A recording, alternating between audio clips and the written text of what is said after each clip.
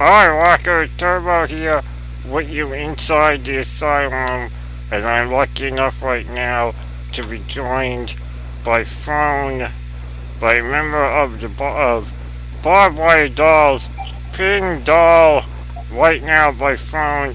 How are you, Ping? I'm doing great. It's been a rough few days. Our bus broke down, and we didn't know if we were going to make it on Fans Warped Tour, but all of our friends and stuff on Facebook and Instagram have helped out, and people have been helping. The car, we're on our way. We already played the first 2 days, Seattle and Salem, and now we're on our way to Albuquerque, and we're going to play the whole Warped Tour and bring some Us? kick-ass music to the fans. That is great news. I heard about that happening. What were you guys surprised at how your fans reached out to help you guys, considering we're in a day and age where everyone would rather not buy their music, but they helped you guys out. Was that a surprise?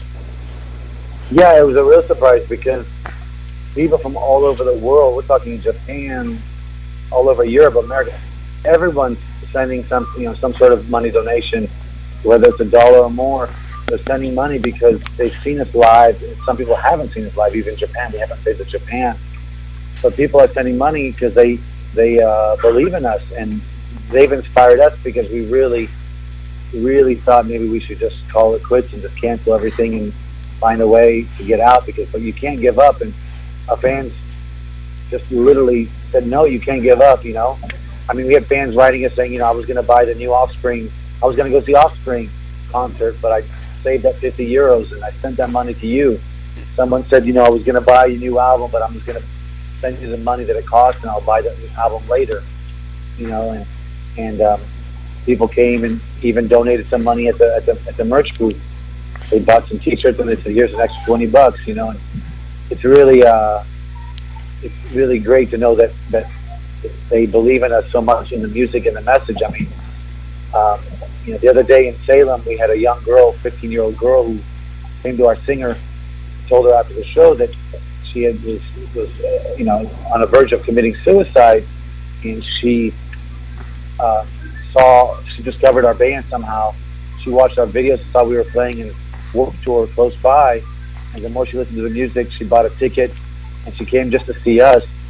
And she was so moved by the concert that she, wants to live life. She wants to help others that are in trouble, and we inspired her, but she inspired us more.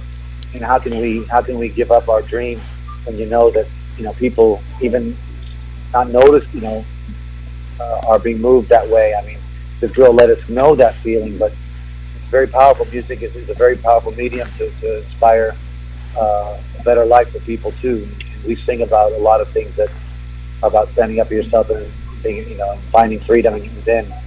So, yeah, we're really grateful. We have the best. We call our friends and fans the street generation. We have the greatest following in the world, and they support us from day one because we don't have any big backers, financial backers. And, so they've helped us out. So rock on, street generation. Thank you. I mean, that is just both are phenomenal stories, and also a big proof to how the rock and metal community cares about each other and reaches out to help each other. Yeah, the communities really help. I mean, from rock, metal, everything. I mean, it's truly amazing that you start thinking, do people really care about music anymore? I mean, they just download things for free and they don't care and they just watch YouTube, but they really care. And people are paying a lot of money to go see shows. And they don't even get to meet the bands they love. That's why we're always available. We're always around to meet people and talk to them. So we know they drive. I mean, people drive distances. We call them the doll heads. They drive to 6 or 7 countries and 12 shows in a row. Take their vacations to drive to see us. That happened to us in Europe just now as we were coming back. People were driving all across Europe to see us. Sometimes they even sleep in our rooms. I mean, it's funny how they love the band so much that they end up sleeping in our room, and it's nice to have that union with some of the fans when it's possible.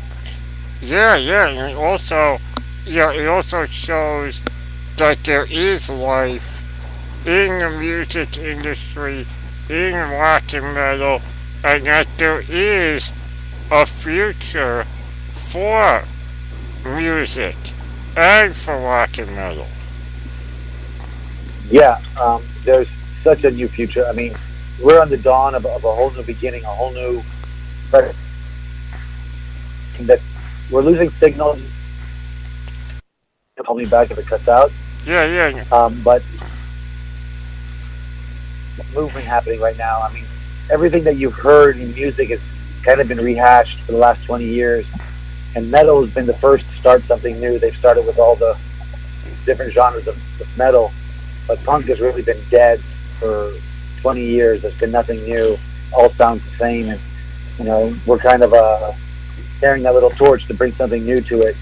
And we're going back to the roots of punk, which is '77, which is be different, and it's not about it's just about the music and just being loud and snotty, you know. yeah, of course. I mean, that's what it was all about.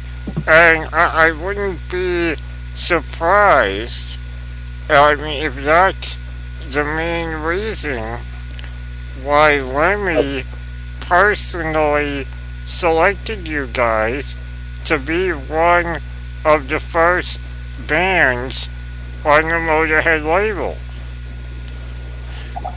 Yeah, it's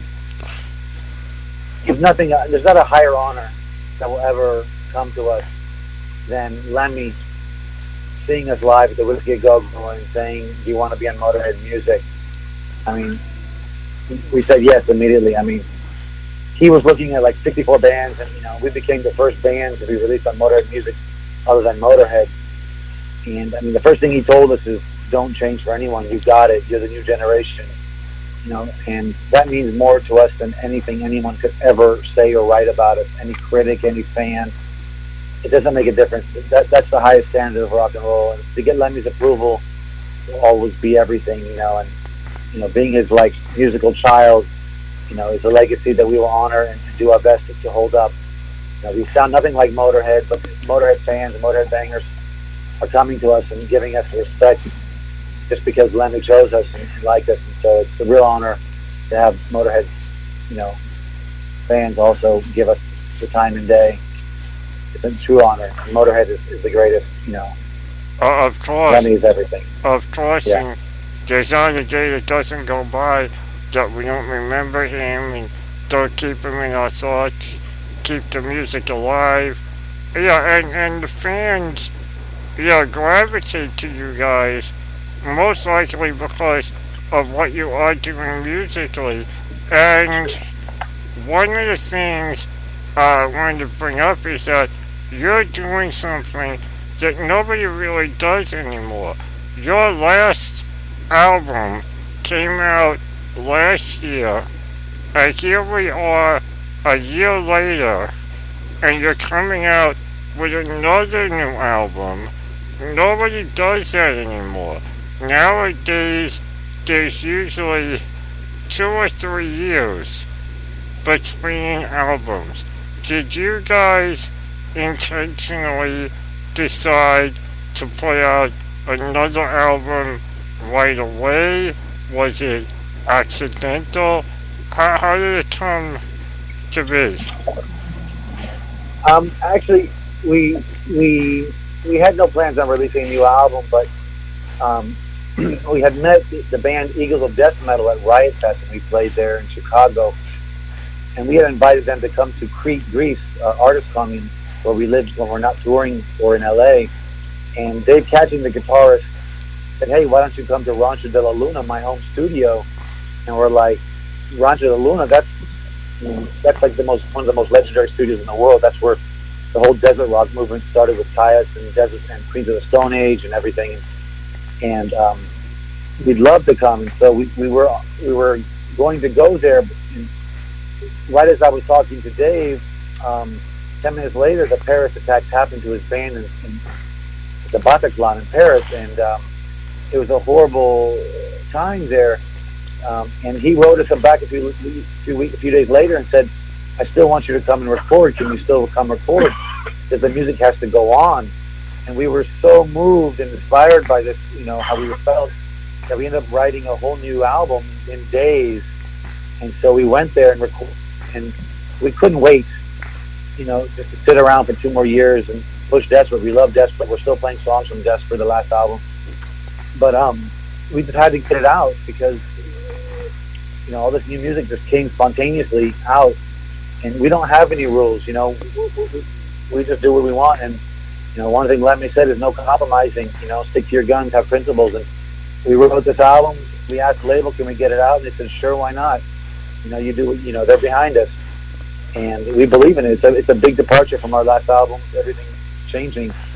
But we have some really great songs in there that are really moving. So they had to get out, It's like a baby. If it's coming out, you can't hold it back. It's premature, but it wants to get out there and start yelling at the world. So here comes another one. With the writing of the new album, how much of it came from the events of the Bataclan or of what's going on in the world? About 70% of the album was written days before we went to the studio after the Bataclan.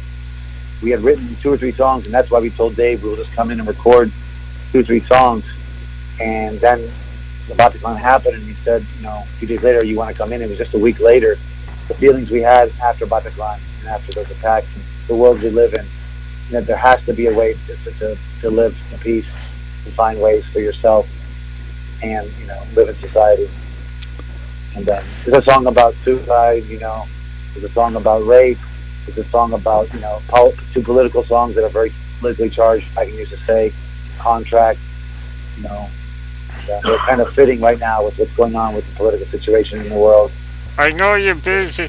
I know we're struggling with a cell phone signal.